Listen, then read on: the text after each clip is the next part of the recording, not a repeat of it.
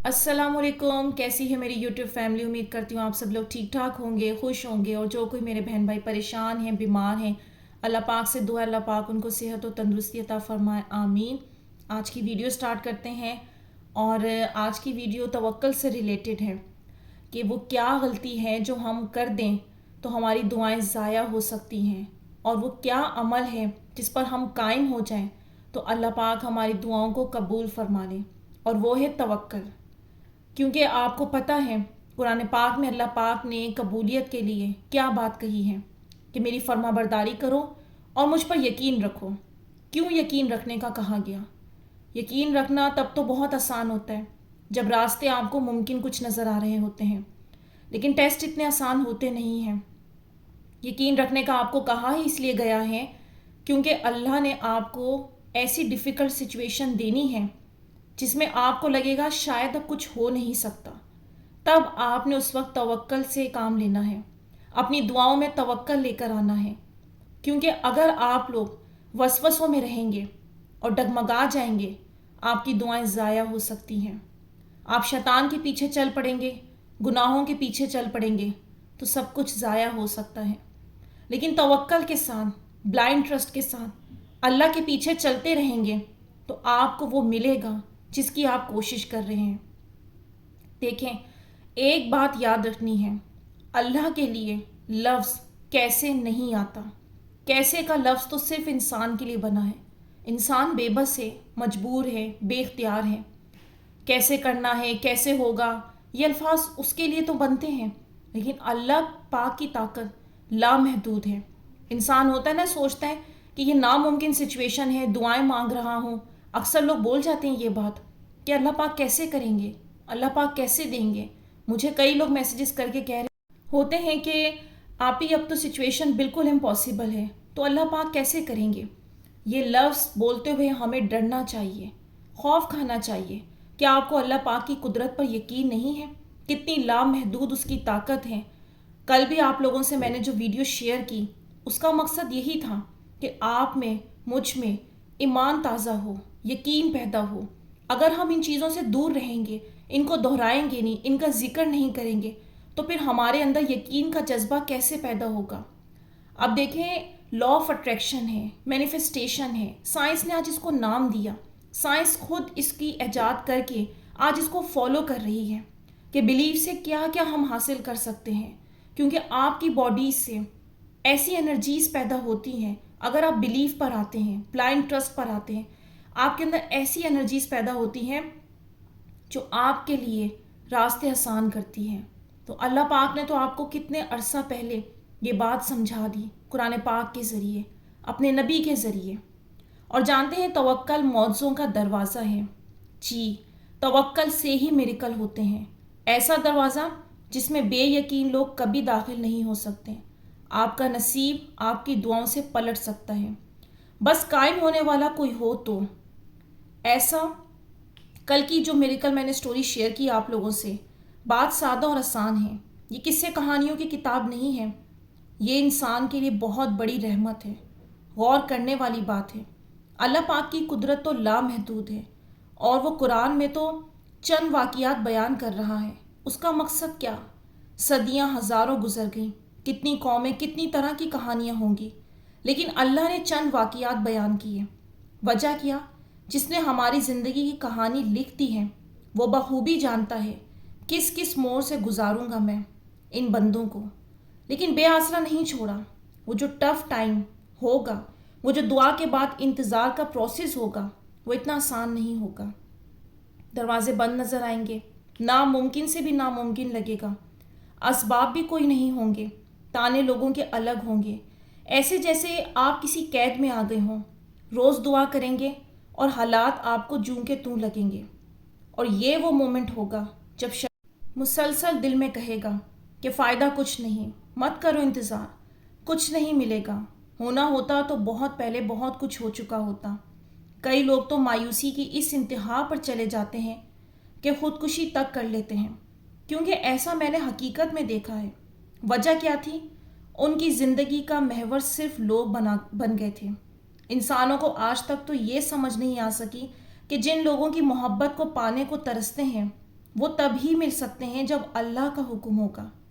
عجیب بات ہے، ہم چاند سورج کا نکلنا تو مانتے ہیں اللہ کے حکم سے ہو رہا ہے، بارش کا برسنا، موسموں کا بدلنا، نظام کائنات سب مانتے ہیں کہ ہاں اللہ کے حکم سے چل رہا ہے، لیکن جیسی ہی بات آتی ہے انسانوں کی تو ہم کہتے ہیں میں ایسا کرتی تو شاید مل جاتا، ویسا بن جاتا تو شاید محبت کر لیتی۔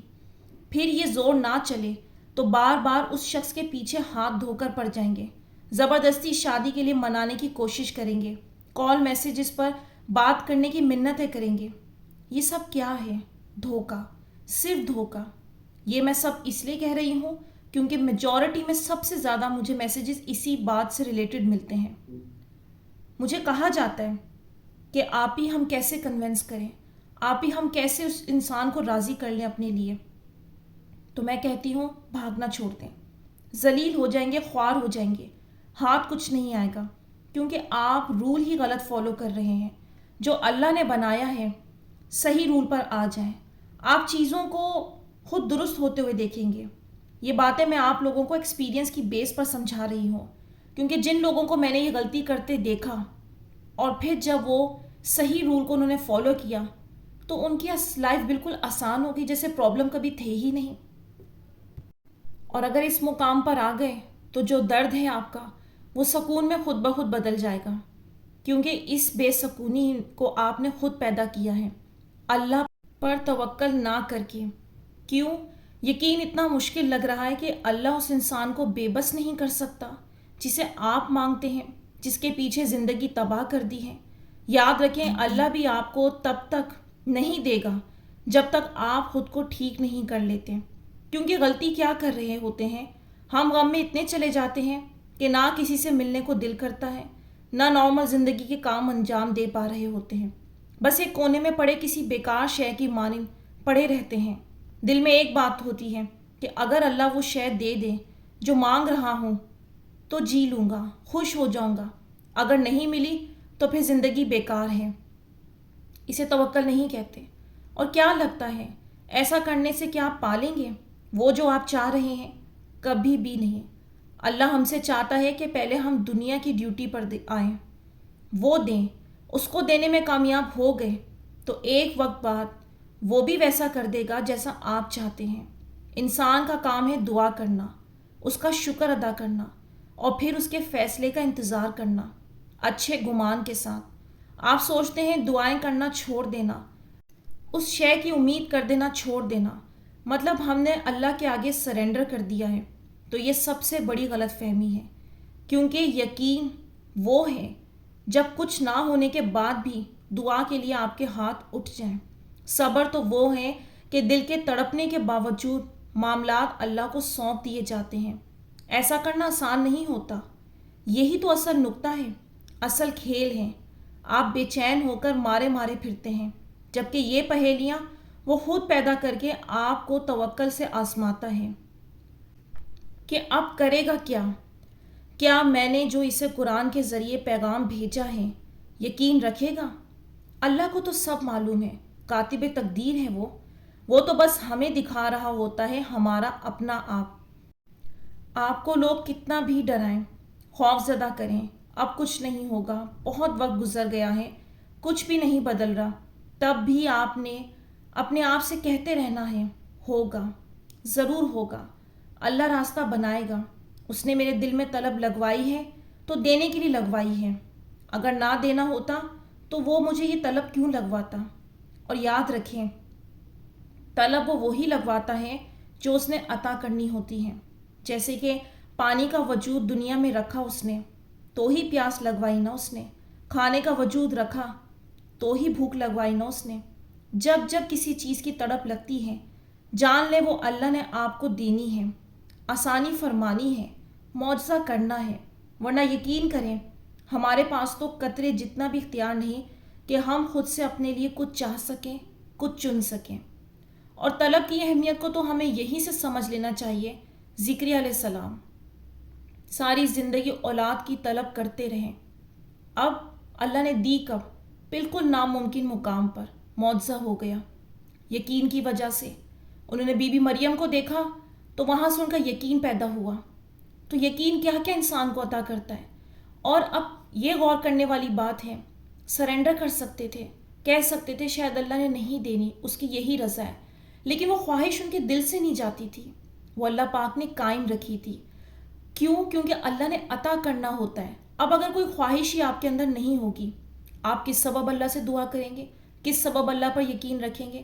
اور اگر وہ آپ کو مل جائے تو اس خوشی کا کیا ٹھکانہ ہوگا؟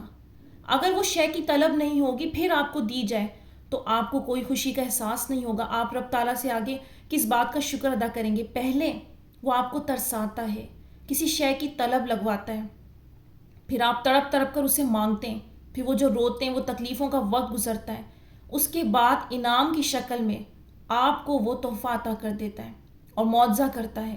پھر آپ کو جو ٹوٹ کر رب پر پیار آتا ہے اور جو دل سے پھوٹ پھوٹ کر شکر کے الفاظ نکلتے ہیں، اگر یہ طلب نہ ہو تو وہ الفاظ بھی نہیں نکل سکیں گے. اس لیے اپنی اس طلب کو اور بار بار کی دعاؤں کو بے مقصد بالکل بھی نہ سمجھیں. اس نے دینا ہے، اس نے کرنا ہے. اور آخر میں سب سے اہم بات کروں گی، آپ لوگ توکل سے مت گھبرائیں. دیکھیں، بس اتنی سی بات یاد رکھیں، اللہ توکل کے لیے کن کو آزمائے گا؟ جن کے اندر ایمان ہوگا، جو اللہ پر توکل کرنے کا دعویٰ کرتے ہوں گے. جن کو اللہ پر بلیو ہی نہیں ہے، اللہ ان کے لیے مشکلات کھڑی کر کر کیوں ان کو آزمائے گا؟ اگر آپ کے راستے میں اتنی رکاوٹیں آ گئی ہیں، آپ دعائیں بھی کر رہے ہیں، مشکلات حل نہیں ہو رہی، اس کا مطلب ہے رب تعالیٰ آپ کو آزما رہا ہے. آپ کے یقین کو، آپ کے صبر کو، ایمان موجود ہے تو آزما رہا ہے، کیونکہ آپ رب کو مانتے ہیں نا.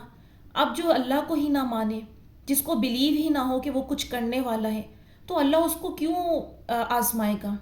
تو یہ جو آپ آزمائے جا رہے ہیں، یہ تو اس کے لیے آپ کو شکر ادا کرنا چاہیے کہ میرے رب نے مجھے چنا اس ٹیسٹ کے لیے. تو مایوسی کے بجائے شکر ادا کریں، اور جس نے طلب لگوائی ہے وہ دینے پر بھی قادر ہے. بس اس بلیف کے ساتھ اپنی دعاؤں کو کنٹینیو رکھیں. تو یہاں میں ویڈیو کا اینڈ کروں گی. امید کرتی ہوں آج کی ویڈیو نے آپ لوگوں کو کچھ ہمت دی ہو، کچھ موٹیویٹ کیا ہو. تو مجھے دیجیے اجازت، اپنی دعاؤں میں یاد رکھیے گا، کمنٹس میں اپنی رائے کا اظہار ضرور کیجیے گا. انشاءاللہ نیکسٹ ویڈیو ملوں گی. اللہ حافظ.